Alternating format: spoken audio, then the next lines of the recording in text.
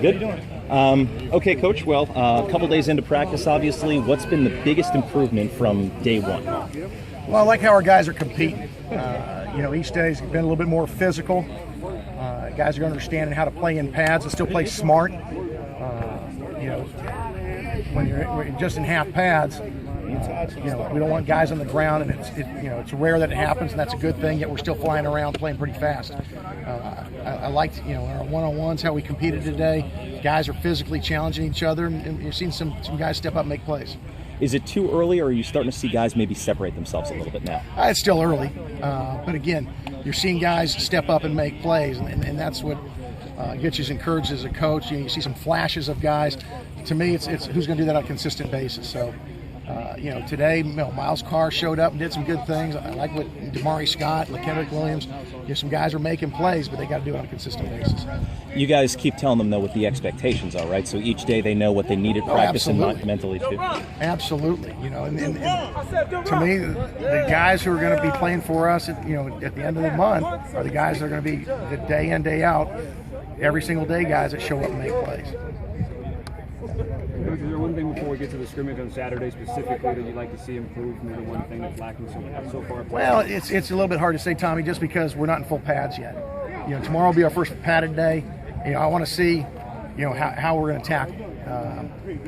Right now we're thudding, and so there's quick whistles. You don't really get a chance to see who's making someone miss and who's getting exposed in space. So we'll have a little bit better indication tomorrow, and as we keep going through Saturday. So I think that'll be a big indication. And then again, the quarterback situation, who's making the right decisions.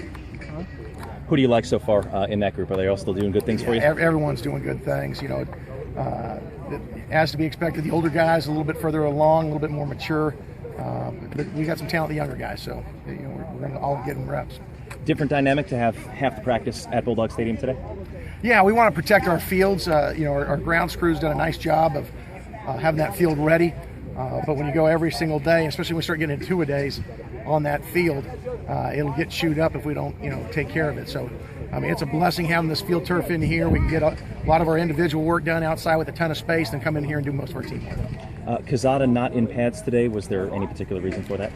Yeah. Yesterday after practice, he was a little bit nauseous. So, just as a precaution, we had him sit out today. I don't know if he's got flu or what he's got going on. What is the plan for tomorrow with full pads? How physical is it going to be? Well, we'll obviously step it up a little bit. We've done a nice job the last couple of days in half pads of being physical, but tomorrow we'll have some periods where it'll be live, and we'll have some tackling periods, and probably start the day off with some bulldog drill, just see physically who can get after each other. How do you view the running back situation? Do you think Scobie might be able to push Waller and Meisenheimer? It's too early to say right now. I really like our depth. I think, not counting Kurt, we've got 4 guys that we feel good about. And, so it's going to be hard for a young guy to break in. But as we get into full pads and get into chances where, he can make some guys miss potentially, that's when we'll be able to see, can he do it? Can he really protect? Those are the 2 big things we ask of our running backs. Can you take care of the football? Can you protect?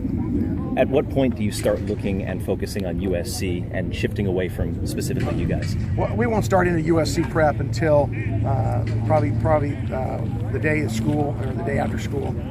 Right now, we're just installing all of our base schemes for the year. We have some stuff in that obviously are in our base will run against USC, but we'll start focusing on them about a week and a half out. Cool. I feel about your line play, defensive, offensive line. I know that it's without full pads, you don't know for sure. Yeah, it's still a little bit hard to say, but I like how we're competing.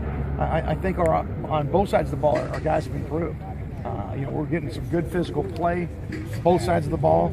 I like our first unit on the offensive line. We're not deep enough in our second offensive line right now, but I'm confident coaching across with those guys going. And then I saw Deron taking some punts after practice yesterday. You guys are going to try to figure out who the punt returner is going to be? Yeah, we got a handful of guys right now that are catching it before and after practice, and again, it's got to be who do we feel confidence in that are going to make the catch. We trust Deron, in a lot of things, and I think he can be explosive with the ball in his hands. We've got a couple other guys back there competing.